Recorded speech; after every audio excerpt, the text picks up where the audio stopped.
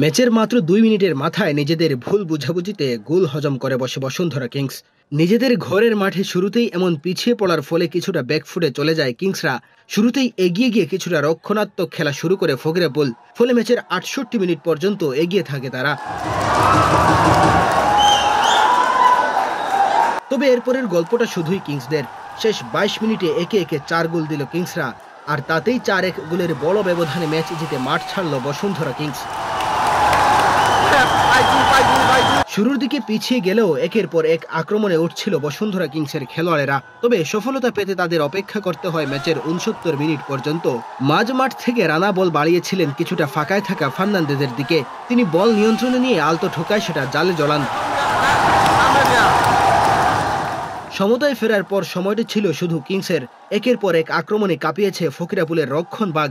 এই সময়টাতে ফকিরাপুলের ফুটবলাররা আর তেমন কোনো সুবিধা করে উঠতে পারছিলেন না। দ্বিতীয় গোলের দেখা পেতেও খুব সময় নিতে হয়নি বসুন্ধরাকে।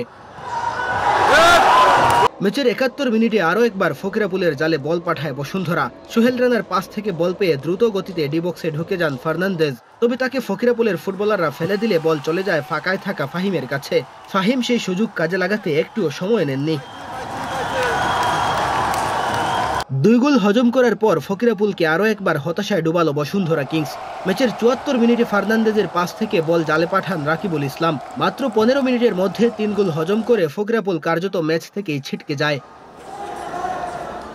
এরপর ফকিরাপুল ম্যাচে ফেরার চেষ্টা করলেও কার্যত কোনো লাভ হয়নি। মিডফিল্ডে বসুন্ধরার শক্ত প্রতিরোধের মুখে তারা আর এগোতেই পারছিল না। এর মধ্যে আরও একবার গ্যালারিতে থাকা ভক্তদের আনন্দে ভাসালো বসুন্ধরা কিংস। ম্যাচের ৮৩ মিনিটে ফকিরাপুল আক্রমণে ওঠার চেষ্টা করে, কিন্তু ডি বক্সের বাইরে থেকেই সেটা নিয়ন্ত্রণে নেয় বসুন্ধরা কিংস। এরপর পাল্টা আক্রমণে ফার্নান্দেজের পাস থেকে বল জালে জড়ান রাকিব হোসেন, আর তাতেই জয় নিশ্চিত হয়ে যায় বসুন্ধরা কিংসের। প্রথমে এগিয়ে থাকার পরও শেষ দিকে এসে ৪ গোল হজম করে আর ম্যাচে ফিরতে পারেনি ফকিরাপুল।